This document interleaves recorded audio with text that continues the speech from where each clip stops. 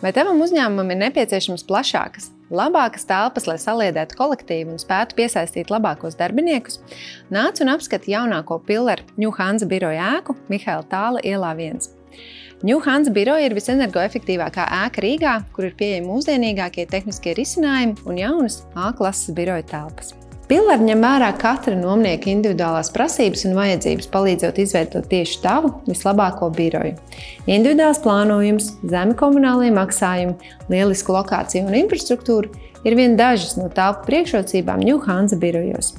Un Pilleru ir vienīgais pilna cikla nekustamo īpašumu attīstītājs Latvijā, kas ne tikai projektē un būvē ēkas, bet turpina tās apsaimniekot arī pēc nodošanas eksploatācijā, tādējādi garantējot, ka ēka tiks uzturēta nevainojamā stāvoklī arī pēc ierastā 5 gadu nomas termiņa beigām.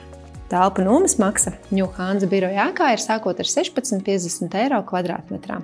Papildus izmaksu pozīcijas veido fiksēta apsaimniekošanas maksa, kur ir iekļauti visi ierastie un sagaidāmie pakalpojumi ēkas uzturēšanā, komunālai pakalpojumi, kas nepārsniedz 2 eiro kvadrātmetrā, nekustamo īpašumu nodokļu maksājums un apdrošināšana, kas tiek aprēķināta atbilstoši nomājumai telpu platībai.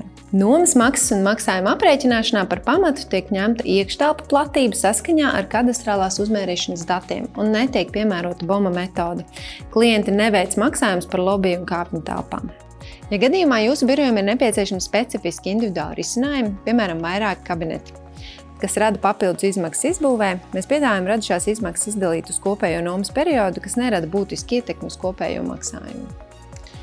Aicinu uz tikšanos, kur apskatīt visas A-klases biroja priekšrocības un uzzināt, kā tavs birojs var kļūt par labāko darba vietu Rīgā.